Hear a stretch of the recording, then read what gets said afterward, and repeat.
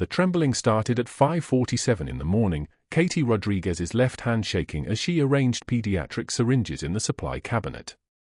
Tremor. PTSD residue. 2 years out of uniform and the hand still didn't believe they were safe. She set down a box of alcohol pads, watched her fingers vibrate against the cardboard like they were still in Sanjin, still waiting for the next IED to detonate in the market district. The fluorescent lights hummed overhead with that particular hospital frequency, the sound that made the back of her neck tighten. Oak Creek Memorial smelled like antiseptic and institutional coffee, a smell she'd learned to recognize at Walter Reed, at Bethesda, at every facility where the broken came to be reassembled. This was her 4th job in 2 years. She'd quit the others when people started asking questions. When colleagues recognized the muscle memory in her hands. When someone inevitably connected the dots and asked why a nurse moved like she'd spent a decade in combat zones instead of behind a civilian hospital bed. She wore her scrubs loose, navy blue, forgettable. Her credentials clipped to a lanyard that read K. Rodriguez, RN. Not Katie. Not senior chief. Just K. The way she'd learned to exist in the world now, small, quiet, the kind of woman who blended into a hallway and disappeared into charts. Her supervisor had already walked past 3 times without acknowledging her. That was good. That meant she was invisible. Invisibility was survival. Katie reached into her locker and touched the pair of worn Marine combat boots on the bottom shelf. Issued 2009, retired 2022, the leather creased at the ankles from 1,000 miles of patrol. The soles were split at the heel from a roadside blast that had killed 2 mechanics and left her with permanent tinnitus in her left ear. She pressed her palm against the worn leather and felt her hand stop shaking. Muscle memory of a different kind, the memory of standing in formation, boots laced, ready. The tremor dropped from moderate to invisible. 12 seconds. That's all it took. She stood, closed the locker quietly, and moved into the pediatric ward with the careful precision of someone who'd learned to make no unnecessary sound. The ward was already alive at 6 in the morning. Monitors beeped in a scattered rhythm that no amount of meditation could make soothing. A baby cried somewhere down the corridor, that particular high-pitched howl that meant pain or hunger, and Katie's nervous system couldn't distinguish between them anymore. She moved past the nurse's station with her eyes on her shoes, clipboard held in front of her like a shield.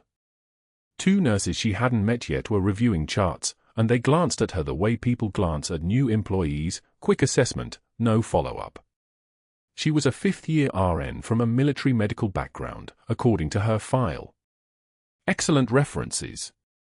No gaps in employment that anyone had thought to check carefully. They hadn't called Walter Reed. They hadn't called Bethesda? She'd been thorough about that. The first patients were already receiving morning assessments. Katie moved through the ward like a current of air, present but unnoticed, present but separate. She checked on a 7-year-old with asthma, changed the 4 in a 5-year-old's arm with hands that didn't shake anymore, emptied a drainage bag for a post-surgical 8-year-old. The work was automatic. 16 years of practice, 4 of those at battalion aid stations, made civilian nursing feel like assembling furniture. Straightforward. Predictable. Safe. But she was here for a reason that had nothing to do with routine. She'd seen the patient roster yesterday when she reviewed her assignments. Room 14. 8-year-old male. Traumatic brain injury. Post-evacuation vegetative state. One of the notes had caught her attention, unresponsive for 6 months, family requesting palliative care transition, father requesting 1 more month of aggressive intervention. She heard his voice before she saw him. Low. Steady. The voice of a man who'd learned to issue commands and have them obeyed. Katie paused at the nurse's station and glanced down the corridor toward room 14, keeping her head angled low so it looked like she was reading her assignment sheet instead of seeing what she was actually seeing. Marine General David Hartley sat beside his son's bed in dress blues. 6 a.m. Who wore dress blues at 6 a.m. to sit with a comatose child? Someone who'd come directly from somewhere official. Someone who couldn't afford to show weakness anywhere else, so he showed up here, where the monitors hummed indifferently and no one had cameras. He was reading aloud. The words weren't distinct from 30 feet away, but Katie could hear the cadence, same rhythm as drill sergeants, same measured pace. 3.5 miles today, James. The physical therapists say that's progress. You're still here. That means you're still fighting. The general's voice dropped lower. Katie couldn't hear the rest. She turned toward the patient rooms and moved with purpose, her scrub shoes making almost no sound against the linoleum. Room 14 was at the end of the corridor, just past the medication refrigerator. There, on the floor beside the doorway, a pair of worn combat boots. Same pattern as hers.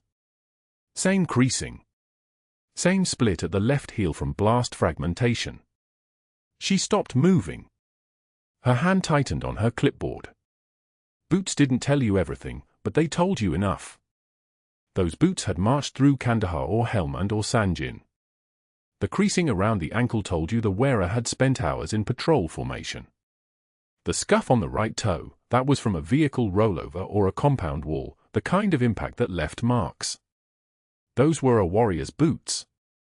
Katie stepped into the doorway of room 14 without announcing herself. Standard protocol was to knock and wait, but she didn't knock. The general didn't look up. His focus was entirely on the boy in the bed, whose small frame barely registered against the mattress. James Hartley. 8 years old. Medium brown hair. The kind of face that hadn't finished becoming a person yet, still caught between childhood and a future that the medical file suggested would never arrive. The ventilator provided his breathing, a soft wheeze and hiss, the sound that meant his brainstem wasn't firing the way it was supposed to. His left forearm lay on top of the blanket, and on that forearm, in crude black letters applied with field medic precision, was a name, Katie. Katie's vision tightened. The letters were fresh enough to still have slightly raised scar tissue around them. Field triage tattoo. She'd seen them before, a medic's marking patients during evacuation when paperwork got lost or patients got separated. The name was her name. She was looking at a child who'd been labeled with her own call sign by someone in a helmet trying to keep this boy's chart connected to his body during a medevac run. General Hartley finally looked up. His eyes were the color of the Atlantic when it was about to storm. Capable eyes. Eyes that had seen command decisions and casualties and the kind of weight that only came from standing in rooms when people died. He studied her for exactly 2 seconds, no more. She was wearing scrubs. She worked here. He'd already categorized her and returned his attention to his son. She remained invisible. Katie stepped back into the corridor and pulled the chart from the wall holder outside room 14.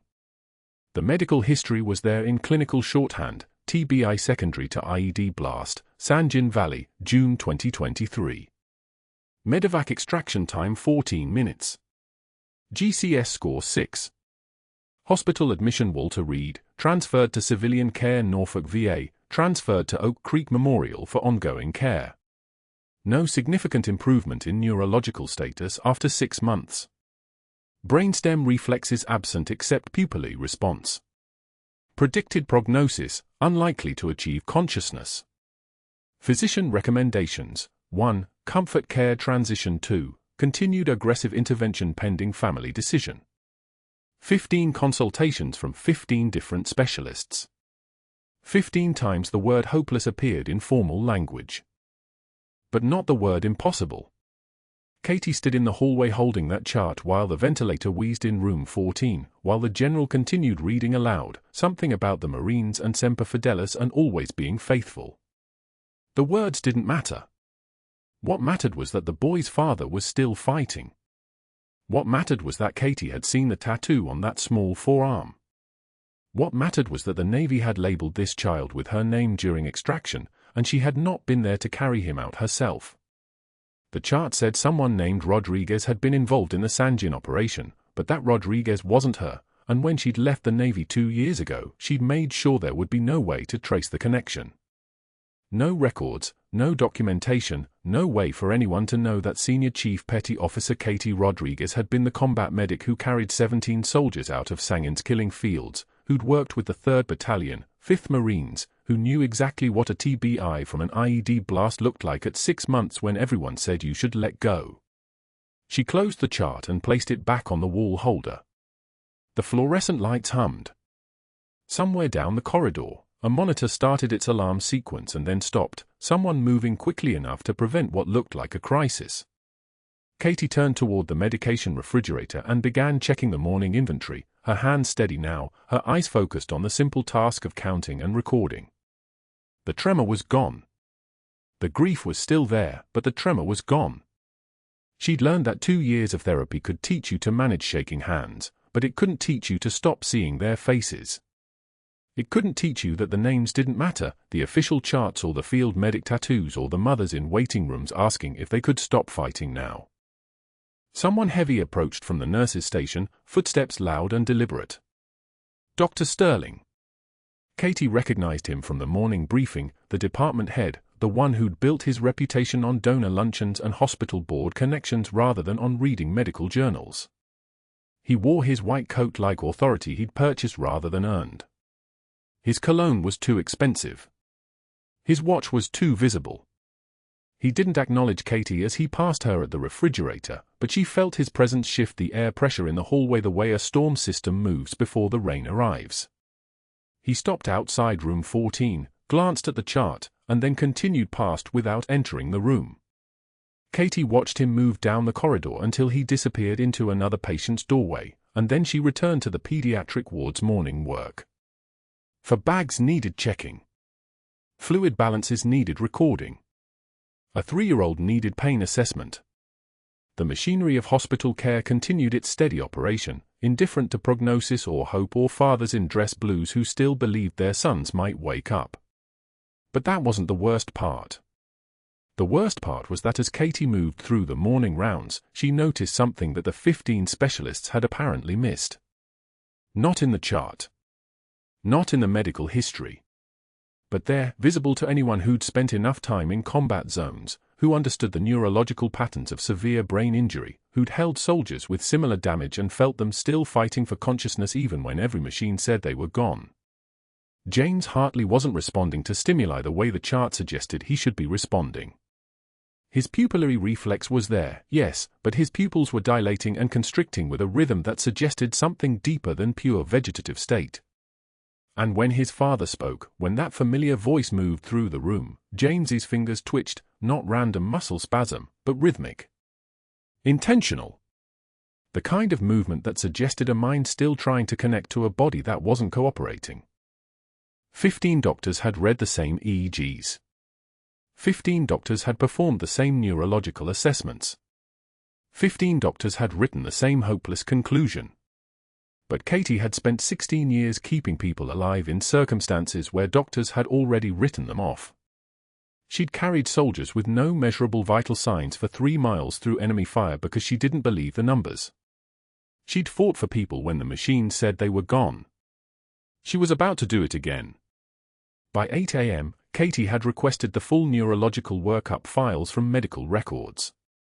By noon, she was sitting in the hospital library comparing James Hartley's imaging results from last month with the results from 6 months ago. The changes were subtle, barely noticeable unless you knew what you were looking at. The brainstem swelling had reduced by millimeters. The pupillary response had increased in speed. The small finger twitches that the chart had categorized as spontaneous muscle spasm actually followed patterns that suggested attempted communication. Nobody had looked for that pattern. Nobody had expected to find it. The chart said hopeless, and when doctors read hopeless, they stopped looking for anything else. Katie printed the imaging studies and returned them to medical records, and then she went back to room 14 during her break. General Hartley was gone, probably back to whatever command post required his attention. The boy lay alone except for the ventilator and the monitors. Katie stood in the doorway and looked at that crude tattoo on his small forearm, the letters spelling her name in a medic's hasty handwriting. She didn't approach the bed. She didn't touch the boy or check his vitals or do anything that would add her name to a chart that might be questioned later. She just stood there and made a decision that would cost her everything. She would prove 15 doctors wrong. The new girl won't last a week. Maybe less. She's got that scared rabbit look. Dr. Sterling leans against the nurse's station counter at shift change, his voice pitched loud enough to carry across the crowded desk where 12 staff members pretend not to listen. His coffee cup, expensive ceramic, monogrammed, sits beside a stack of patient charts he hasn't reviewed. Katie stands 3 feet away, logging morning vitals into the system, her fingers moving methodically through the intake screens. Her pen freezes mid-word. One measured breath. The kind of breath that comes from practice, from situations where breathing wrong gets people killed. A single tear escapes down her left cheek, so small that only someone watching closely would see it. She doesn't reach for it. Doesn't turn away. She wipes the tear with the back of her hand without breaking her typing rhythm, her eyes fixed on the monitor as if Dr. Sterling's words are background noise, like the ventilator wheeze drifting from room 14 down the corridor. Nurse practitioner Chen laughs nervously, a sound like glass breaking on linoleum. The others return to their work, but the silence underneath the hospital sounds has changed. Someone just made a public wager on Katie Rodriguez's failure, and everyone in Norfolk's pediatric ward now knows the terms. She will fail. Dr. Sterling's reputation depends on it, not because he's a good doctor, but because he's a skilled constructor of narratives. He builds stories about people. He takes their uncertainty and hardens it into fact. He leans on relationships instead of knowledge, and that makes him dangerous in ways that have nothing to do with medical competence. Katie closes out the vital screen and stands, moving toward James Hartley's room with the kind of unhurried precision that takes effort to perform. Her scrubs are the same navy blue as everyone else's, her badge clipped at the same angle, her hair pulled back in the same regulation bun. She is invisible by design. This is the first rule she learned in combat medicine: the best operators are the ones no one remembers seeing. The cafeteria smells like industrial sanitizer and turkey. It's 1,247 hours, and Katie carries her tray past the doctor's table where Sterling sits with 2 colleagues, both of them discussing a procurement contract that will net the hospital $15,000 in equipment they don't need. Sterling's iced tea sweats in a tall glass. His suit jacket, Italian wool, probably $3,000, drapes across the back of his chair like a flag marking territory. Katie's sandwich is turkey and mustard on whole wheat, her apple is Granny Smith, her water is room temperature. She learned long ago that food is fuel, not pleasure, and that eating in the presence of people who see you as prey requires invisibility. She walks past. 1, 2, 3 steps. Sterling extends his foot. Not aggressively, smoothly, as if it's a natural gesture, the kind of thing someone might do without thinking. The tray leaves her hands. Her sandwich hits the tile floor first, then the apple bounces twice, rolls under a table. The cup of orange jello splatters across the white floor in a pattern like a blood bloom. Plastic clattering against table legs echoes across the cafeteria. The noise stops every conversation. 50 people watch. Sterling sips his iced tea, his eyes amused, like he's just watched a magic trick. Clumsy, he says, not unkindly. That's the precision of his cruelty, he sounds almost concerned. Maybe nursing isn't your calling, sweetheart. Katie crouches. The tile is cold under her knees. She gathers the pieces of the broken plate, moving with deliberate care, her hands steady as surgical instruments. Someone drops a fork. Someone else whispers something inaudible. The fluorescent lights buzz overhead like insects trapped in plastic. She collects each fragment of plate, each piece of apple, each shard of jello cup, organizing them into a pile with the methodical focus of someone diffusing a device. 1 minute passes. Then another. When she stands, she meets Sterling's eyes without blinking, without hesitation, without the slightest tremor in her voice. Her eyes are the color of the Atlantic in winter, flat and deep and impossible to read. I've picked up heavier things than this, doctor. Her voice is quiet. Level. The kind of quiet that comes from controlled detonation rather than silence.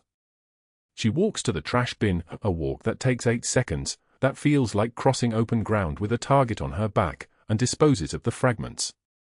She doesn't return her tray to the service line. She leaves the cafeteria without looking back, and the noise that returns, forks scraping plates, conversations resuming, feels like applause for something nobody heard. That's the thing about quiet people, they move in a world that keeps talking over them until they speak in a way nobody can ignore. Then everyone remembers where they were when it happened. That evening, Katie works the pediatric ward, checking fours and monitoring heart rhythms for 6 children whose conditions range from fractured femurs to cystic fibrosis complications. Room 14 is her third stop. General Hartley sits in the visitor's chair, his dress uniform jacket draped over James like a flag, his eyes closed, his jaw clenched even in sleep.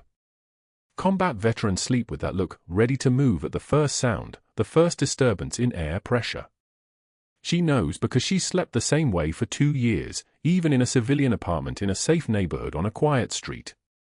She adjusts James's for flow, checks the catheter output, pale yellow, hydration adequate, and her eyes land on the combat boots beside the door. Marine Corps issue. The leather is worn through in a specific pattern, the outside of the sole, scarred from drag during fire maneuvers, the heel compressed from repeated impacts, the ball of the foot worn smooth from the weight-shifting stance of someone who spent 6 months on patrol routes through terrain that tried to kill them. She knows this pattern because her own boots wear the same way. She crouches, touches the leather once, just once, a recognition that lives in the body before the mind can catch up. General Hartley doesn't wake. She stands, completes her documentation, and moves to the next room, leaving the recognition unspoken and invisible. The next morning brings Dr. Sterling's assignment like a wrapped present no one wants. He announces it in the morning meeting, his voice pitched to sound magnanimous. Let's assign the new girl to James Hartley's primary care team. Give her a chance to expand her experience. Nobody in the room misses the subtext. A hopeless case. A patient the 15 specialists have already surrendered. Documentation of incompetence. Katie nods once and says nothing, which is exactly the response Sterling expects from someone he believes is afraid. What he doesn't see is the calculation happening behind her eyes. She spends the afternoon reviewing the 15 specialist reports filed over 6 months, neurology, 2 neurosurgeons, pediatric intensivism, pulmonology, 3 rehabilitation specialists, infectious disease, cardiology, nephrology, psychiatry, palliative care, 2 trauma surgeons, pain management. Every single report concludes with the same phrase, no meaningful recovery expected. The language is compassionate. The conclusion is absolute. James Hartley is coded as a closed case, marked for comfort care, considered lost. But Katie reads like someone who learned to read vital signs while under fire. She reads for what's missing. Every specialist report measures specific neurological responses against baseline assessments from month 1. But no one has cross-referenced the subtle changes in pupil response over the past 7 days. No one has documented the minimal but present variations in his reflexive blink. No one has noticed that James's oxygen saturation improves when his father's hand rests on his shoulder, a physiological response so small that instrumentation barely catches it, but present. Present. She fills 17 pages of detailed nursing notes, each one documenting observations that belong to a combat medic trained to notice the difference between dead and dying, between hopeless and not yet. She files them with meticulous care, knowing Sterling won't read them, knowing they'll sit in the electronic record like evidence no one collected, waiting. On her 5th day, Katie arrives for her shift to find that Sterling has scheduled a family meeting with General Hartley for the following Monday, comfort care options. The term sits in the schedule like a closed door. She passes the general standing outside room 14, his head in his hands, his shoulders bearing weight that no Marine Corps medal was ever designed to carry. She keeps walking because what can a nurse with a false resume and a hidden past possibly offer a father losing his son? What words exist for that conversation? But that wasn't the problem Katie needed to solve. The problem was that in 2 days, Dr. Sterling's assessment would become official. 15 doctors would become 16. The meeting on Monday would be the final strike, the kind of mercy that looks like surrendering. Katie closes her locker with deliberate control and checks the schedule for her next shift. She has 48 hours to change the trajectory of a case that 15 medical specialists have already decided is over. Her hands, which have held shattered bone and hemorrhaging vessels and the last moments of dying men, are steady as she walks toward room 14. She knows what people who have never been tested believe, that hopeless means finished. That 5 specialists agreeing with 5 more specialists agreeing with 5 more specialists creates truth. She knows something different. She knows that in Sanjin, she watched a man with a severed brachial artery walk 300 meters to the medevac zone because someone believed differently. She opens James Hartley's chart and begins to read. 6 days. That's all it takes for Katie to see what 15 doctors missed. Not because they weren't competent, they were, most of them, but because they'd already decided his case was hopeless, and hope is what lets you see the small things. The slight tremor in his left hand. The way his pupils dilate differently in response to light. The pattern in his breathing that shifts by 0.3 breaths per minute every 16 hours, a rhythm so subtle it exists only in the margins of observation, visible only if you're watching for improvement instead of decline. On the 6th day at 3:47 in the afternoon, Katie enters room 14 for routine vitals. General Hartley is at the window, hands pressed against the glass, staring at the parking lot below as if the view might change if he concentrated hard enough. The worn combat boots sit by the door, same style she'd carried out of Sanjin 14 years ago, still scuffed from desert sand that will never completely wash out. She'd seen those boots before. Countless times. On the feet of men who walked into places where physics and mercy were optional. She doesn't speak. She never does. She simply moves to the bedside and reaches for James's wrist. His breathing is wrong. Shallow. Rapid. Not the steady mechanical rhythm she'd tracked for 6 days. This is shallow and accelerating, his ribs pulling upward with each breath, the accessory muscles in his neck straining like he's drowning in air instead of water. His color is changing, the blue undertone deepening from subtle to urgent, and his oxygen saturation is dropping. 94. 91. 88. The monitor beeping with quiet urgency, each declining number a small alarm that no one else has heard yet. Katie's hand doesn't shake. It never does. She sets down the vitals tablet and moves to the physical exam with the precision of someone who's done this in sandstorms, under mortar fire, with a corpsman screaming for help because the patient needed a chest decompression and the nearest surgeon was 6 hours away by helicopter. Her fingers find his ribs. She counts 1, 2, 3. Second intercostal space. She palpates across his chest and feels it immediately, the trachea deviated to the left, shifted by pressure building on the right side. Absent breath sounds on the right lung. Hyperresonance to percussion, the hollow sound of air where lung tissue should be. Tension pneumothorax. A hole somewhere in his chest wall, sealed just enough that air gets in but can't get out. Every breath he takes fills his chest cavity with more air, collapsing his lung, crushing his heart, building pressure that will stop his cardiac output in minutes. Seconds, maybe. The oxygen saturation dips further, 85. 83. She hits the call button once. Then she moves. Protocol says wait for the attending. Protocol says she's a nurse, not authorized for invasive procedures. Protocol has a name, Dr. Sterling, currently in his office with the door closed, talking to someone about quarterly projections or property taxes or whatever it is that men like Sterling talk about when there's a donation matching fund in the balance. General Hartley turns from the window. What's wrong? Katie doesn't answer. She's already opening the crash cart, her movements efficient and economical, each motion carrying the weight of decisions made in places where hesitation meant body bags. She finds the 14-gauge needle, unwraps it, feels the cool aluminum of the hub in her palm. She's done this before, not in a hospital, but in a combat support hospital in Helmand Province, under a collapsed concrete overhang, with shrapnel still falling outside the perimeter and a Marine with a sucking chest wound who needed his lung reinflated before he could be moved. Katie locates the landmarks with her fingers. The second intercostal space. The midclavicular line. She palpates the rib margins to confirm the position, marks the spot mentally, and swabs the skin with antiseptic that smells like every field hospital she'd ever worked in, that sharp chemical scent mixed with something metallic and urgent. James's eyes are closed. His lips are turning blue. General Hartley takes a step forward. "What are you doing?" She doesn't explain. Explanations are luxury items.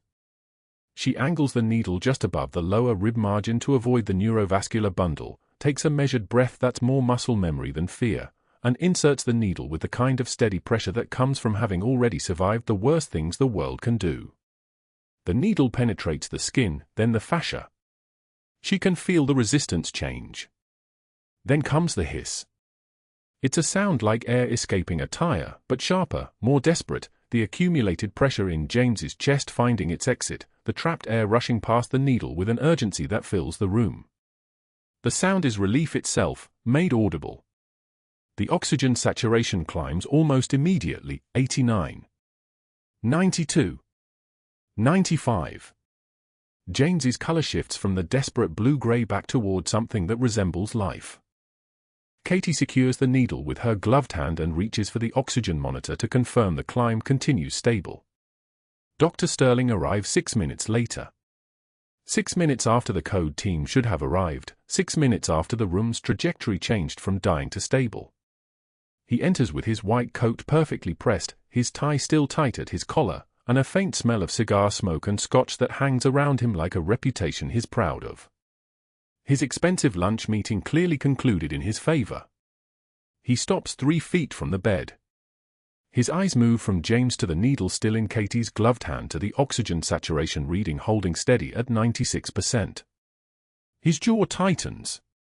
Not with relief, with something closer to rage. "Who authorized that?" His voice is low. Controlled. Dangerous in the way that controlled things are, because there's no outlet for the fury underneath, just pressure building behind a carefully constructed facade. Katie doesn't remove the needle. She doesn't lower her hand. She doesn't do any of the things that would be correct according to hospital hierarchy or job security or self-preservation. She simply meets his eyes and says, "His oxygen was 91. I asked who authorized the procedure." 60 seconds. His SATS dropped 8 points in 60 seconds. Sterling steps closer. His presence fills the room the way expensive cologne fills an elevator, unavoidable, demanding acknowledgement. You performed a needle decompression. An invasive procedure. Without authorization from an attending physician. That's... His lips were blue. The words are quiet. Not defensive. Not emotional. Just factual, the way someone states a time or a date.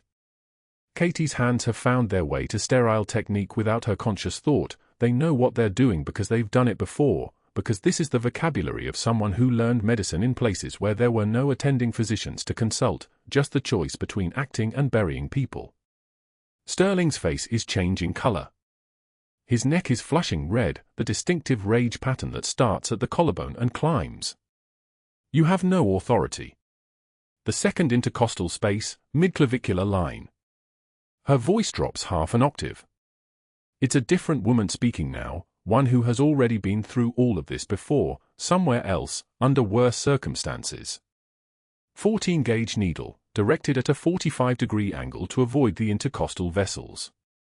Standard decompression technique. She states it not as explanation but as documentation. This is what happened. This is how it's done. This is who she is, whether Sterling knows it or not. But that wasn't the worst part for Sterling. The worst part was that James Hartley's oxygen saturation remained at 96%. The worst part was that the boy's breathing had normalized to a steady, peaceful rhythm. The worst part was that General David Hartley, Marine General who'd walked through Sanjin Valley with a shattered spine and buried the kind of things you can't unbury, was looking at Katie Rodriguez with an expression that was moving toward something Sterling couldn't categorize, something between gratitude and recognition. Sterling turned away from the bed. "I'm calling the board." This is a scope of practice violation. This is. His heart was stopping, Katie said quietly. You were at lunch. The room went so quiet you could hear the fluorescent lights hum, that thin electronic vibration that never actually stops, just waits in the background for silence to notice it. Sterling's hand was on the door handle. His other hand was already reaching for his phone. He was going to make a call. That much was certain. Whether it would be to the board, to legal, to his network of allies in administration, it didn't matter. Katie had just committed what Sterling would frame as assault with a medical instrument, unauthorized practice, and insubordination, all in front of a general officer and a room full of monitors that were now beeping proof of her success. And Sterling was the kind of man who punished success if it made him look slower. He paused at the door. You're finished here, he said quietly. We're done. Katie continued securing the needle with tape and sterile dressing, her movements precise and unhurried. The kind of unhurried that comes from knowing you've already done the hardest part. She didn't flinch. Didn't look at him. Didn't defend. Didn't plead. She simply said, I'm going on break. No one authorized it. There wasn't time. Katie said it quietly, standing in the hallway outside James Hartley's room, her hand still steady from the adrenaline crash. Dr. Sterling stared at her like she'd just confessed to murder. His jaw clenched. His expensive watch caught the fluorescent light as his fist tightened. She wasn't defending herself. She wasn't explaining the oxygen saturation numbers or the bulging neck veins or the sound, that terrible hiss of air escaping from a collapsed lung. She simply stated fact. No apology. No excuse. Just, there wasn't time. Sterling's eyes narrowed. He'd come to the pediatric ward expecting to find James Hartley crashing, expecting to perform the rescue himself, expecting the grateful praise of a grateful general and a grateful hospital board. Instead he found the boy stable. Breathing. Oxygen at 94%.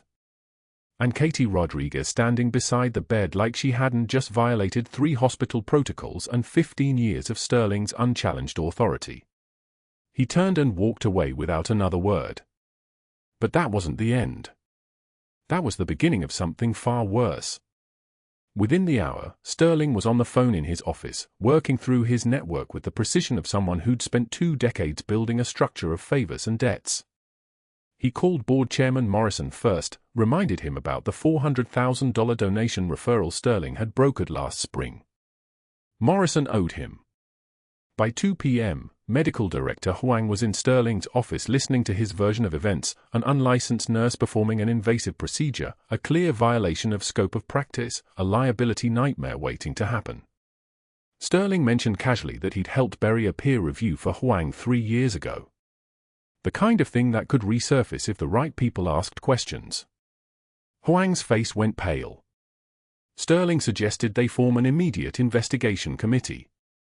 By 3 p.m., Patient Safety Officer Donnelly had received a call from Sterling personally. Not a request. A heads up that there was concerning an authorized medical intervention that required formal documentation.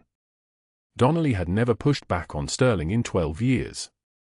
He pulled Katie's employment file and started making calls to her references. The fake one she'd constructed 2 years ago when she'd walked away from the Navy. From the PTSD. From the night tremors and the hands that shook during simple procedures and the nightmares where she was back in Sanjin carrying a boy whose name she didn't even know. She'd built a civilian life. A quiet life. A life where no one asked questions. The references held up for exactly 3 hours before the real one started to unravel. A gap year listed as emergency medical training that couldn't be verified. An address that didn't match Navy records. The careful construction of Katie Rodriguez, anonymous pediatric nurse, began to crack. By 5:45 p.m., Katie was summoned to the administrative conference room on the 3rd floor. Sterling was there, flanked by Morrison, Huang, and Donnelly like a prosecution team. The afternoon light coming through the windows made their faces look like stone. Sterling slid a folder across the mahogany table. Practicing medicine without a license, he said, reading from a prepared statement. Unauthorized invasive procedure. Patient endangerment. Performing a needle decompression on a pediatric patient without physician oversight or authorization. Katie didn't look at the folder. She looked at Sterling's hands. They were shaking slightly. Not from fear.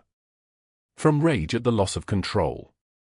James Hartley's vital signs are stable, Morrison said, trying to sound diplomatic. But policy exists for a reason, Huang finished. She wouldn't meet Katie's eyes. Donnelly simply slid the termination paperwork across the table. "You're terminated effective immediately," Sterling said. His voice was level now, controlled. The shaking had stopped.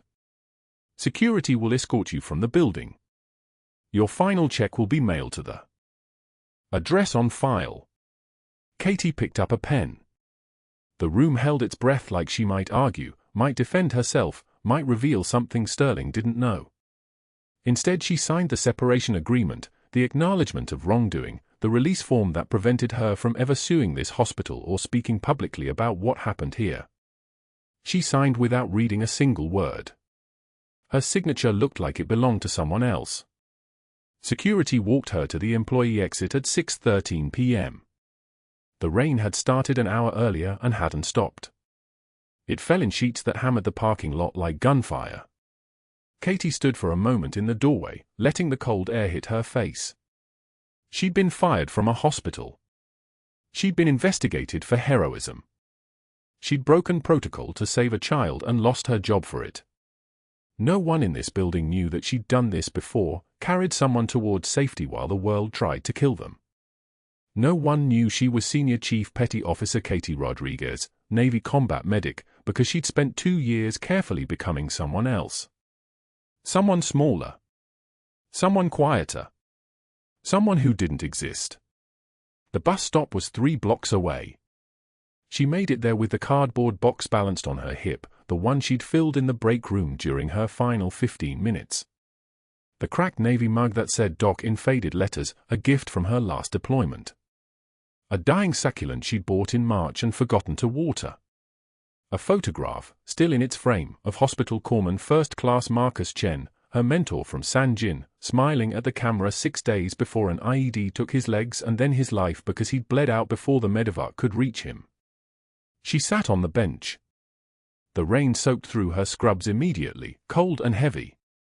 The termination papers in the box curled from moisture. She thought about James Hartley in room 14, about the general sitting vigil beside his son every night, about the tattoo that said Katie on an 8-year-old boy's small arm. The field medic during evacuation had done that, labeled him because he couldn't speak, couldn't identify himself, needed to be marked so the receiving hospital would know his name. That medic was dead now too. Everyone from that day in Sanjin was either dead or trying not to be.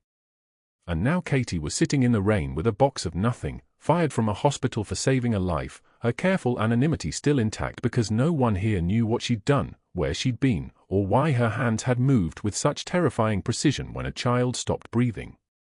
The rain kept falling. She kept sitting. The bus was late. And somewhere inside Oak Creek Memorial, James Hartley was waking up, asking for the woman with the quiet voice who'd held his hand during the scariest moment of his broken life. A woman he wouldn't see again. A woman who'd risked everything for someone else's child and paid for it with her freedom. The trembling in her hands wasn't fear. It was the kind of exhaustion that came from holding everything together while everything fell apart. It was the weight of 2 years of silence, finally catching up with her. It was the cost of being invisible. But that wasn't the worst part. She had no idea what was about to walk through those hospital doors. 3 days of unemployment stretched like a wound that wouldn't close. Katie stood outside Oak Creek Memorial at dawn, a manila envelope in her hands containing her final paperwork, termination letter, benefit paperwork, the last tether to the job that had briefly let her feel human again.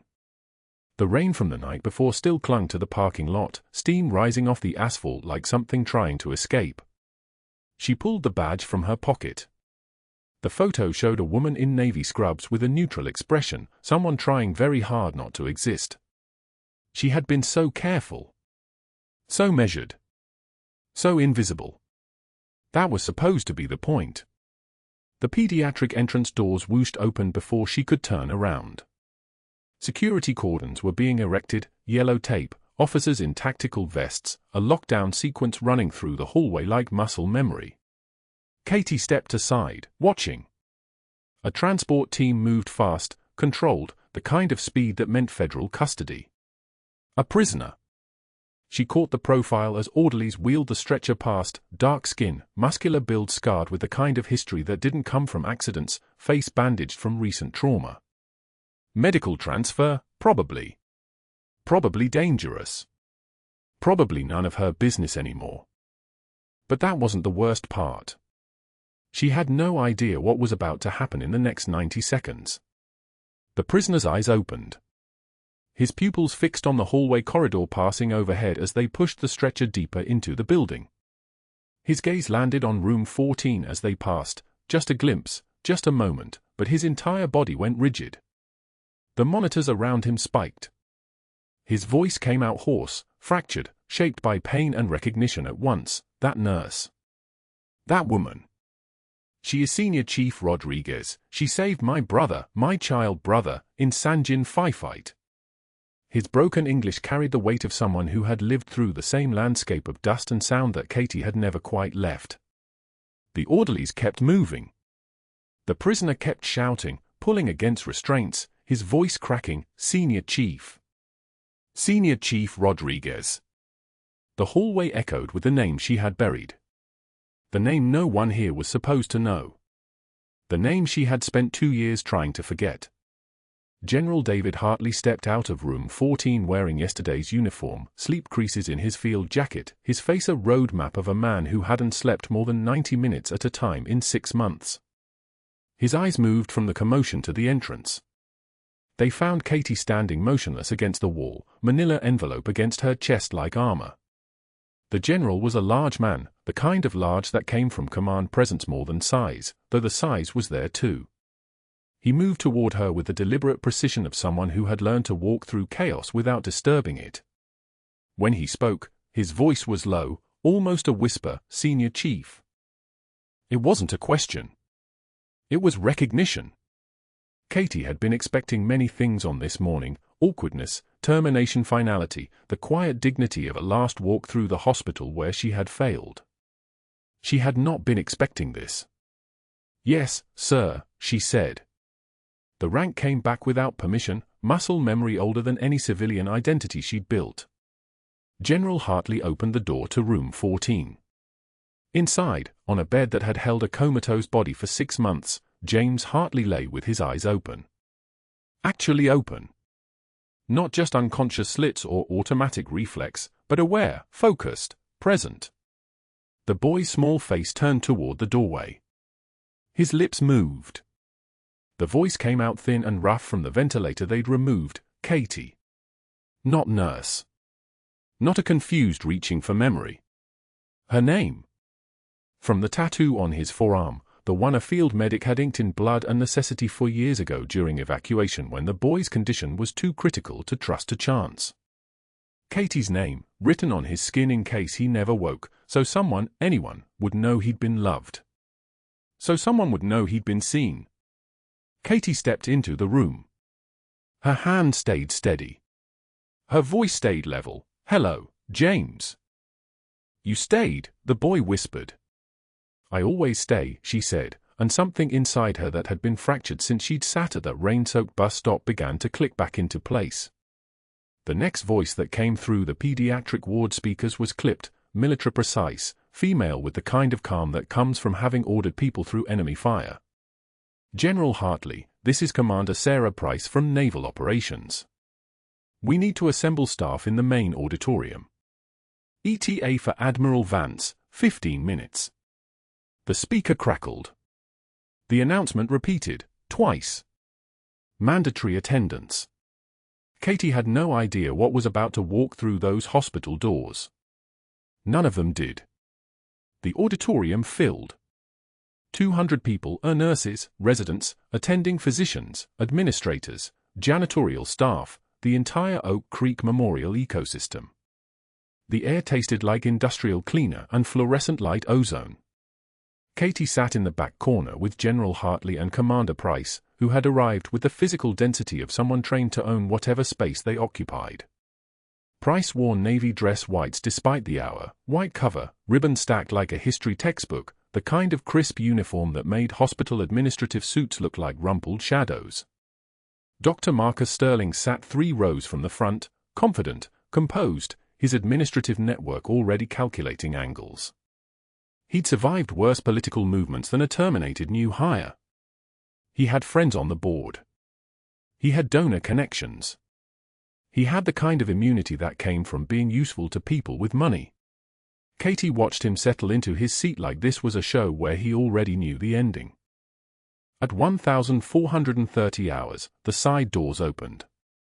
Admiral James Vance entered carrying a leather briefcase and an expression carved from granite. Behind him walked 2 Navy Public Affairs officers with a video camera, the kind of documentation apparatus that made clear this wasn't a private conversation.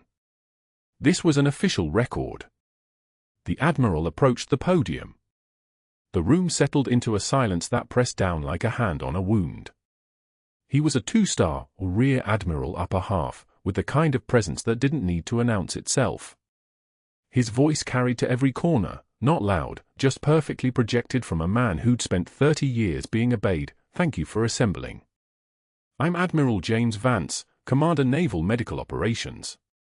I'm here because one of your staff members is being recalled to active duty to train the next generation of Navy combat medics at Portsmouth Naval Medical Center." He paused. Her service record speaks to the kind of warrior we need teaching life-saving medicine. Applause filled the auditorium. People stood. Katie remained seated, her hands folded, her composure absolute. Sterling remained seated too, but for different reasons. He was beginning to understand that this wasn't about recognizing a new nurse. This was about something else entirely. The Admiral's tone shifted. 1 degree colder. 1 degree sharper. It has come to our attention that Senior Chief Rodriguez was terminated from this facility for saving a patient's life using skills she learned saving Marines under enemy fire. He opened the leather briefcase. Naval Criminal Investigative Service reviewed Dr. Sterling's peer-reviewed documentation at our request. We found falsified reports.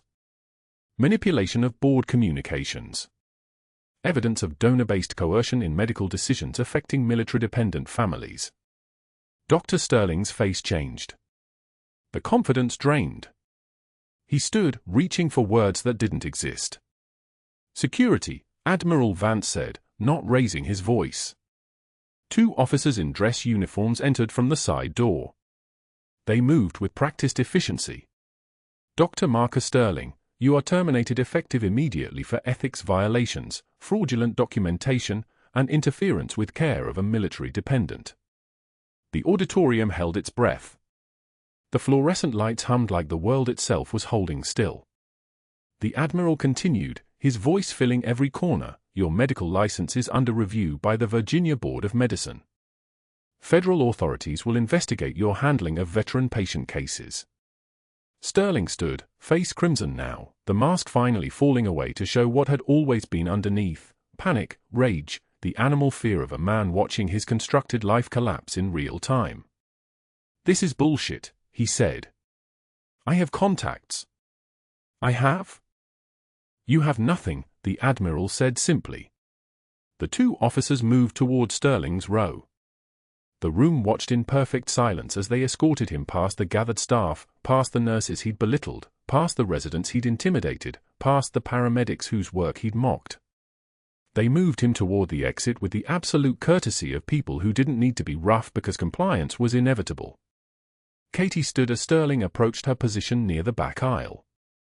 She thought about the tray he'd knocked from her hands on her first day. She thought about the chart he'd thrown at her feet. She thought about the rain outside the bus stop and the weight of everything she'd been carrying alone. She said nothing. She simply met his eyes, and in that moment of absolute composure, absolute dignity, she gave him something worse than anger. She gave him absolute clarity that she had never needed him, never feared him, and never once broken under his weight. The trembling wasn't fear. It was restraint. "Security will escort you from the building," Admiral Vance said. "Your severance will be processed through HR." Sterling didn't speak again. He walked, flanked by officers in dress whites, toward the exit. The camera recorded every step. The documentation was complete. Admiral Vance returned to the podium. Behind him, Commander Price smiled, the kind of smile that came from winning a war no one else had known was being fought. For those unaware, Senior Chief Rodriguez was assigned to this facility 6 months ago following military medical discharge related to service-connected PTSD. She has since re-evaluated her condition and made the choice to return to active duty in a training capacity where her expertise is needed. Her service record includes 17 combat saves across for deployments to Sanjin Valley, Helmand Province. 2 Silver Stars. Pause. 3 Bronze Stars with Valor. Pause. Navy and Marine Corps Commendation Medal. The pauses between medals let the weight accumulate. The audience was doing the math now, they were understanding what had been walking their hallways. What they dismissed. She performed an emergency needle decompression on an 8-year-old patient that 15 medical specialists had declared beyond recovery. That patient regained consciousness 18 hours after her intervention. That patient is now showing cognitive recovery that our medical literature calls unprecedented. The Admiral looked directly at Katie. She remained seated, her hands folded, her face neutral. This was her moment and she was giving it no more reaction than she would have given a routine medication administration. That composure was more powerful than any standing ovation.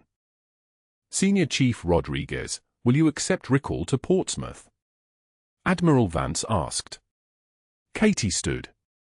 Her voice came out level, professional, the voice of someone who had made decisions under fire and knew how to deliver them. "Yes, Admiral. I'm ready to serve." The auditorium erupted. 200 people on their feet. The camera recorded it all. Dr. Sterling, somewhere beyond the exit doors, was loading a cardboard box into his sedan in the parking lot, his mug, his diplomas, the photographs from his office wall. No one helped him carry anything. No one watched him leave. No one looked back. 6 months later, Katie's office at Portsmouth Naval Medical Center overlooked the tarmac where medevac helicopters landed in steady rotation. Her combat medic training program had expanded to 3 cohorts of 12 students each, young corpsmen and medics who listened to her the way she had once listened to legends. The walls of her office held 2 photographs, one of her lost corpsman mentor, the one who hadn't made it home, and one of James Hartley taking his first independent steps in the Oak Creek Memorial Physical Therapy Gym, wearing custom-made tiny marine combat boots that matched his father's worn pair exactly. The boy was smiling. His eyes were clear. A padded envelope had arrived that morning with General Hartley's handwriting on the address label. Inside, James's latest neurology report showing cognitive recovery that had shocked the specialists.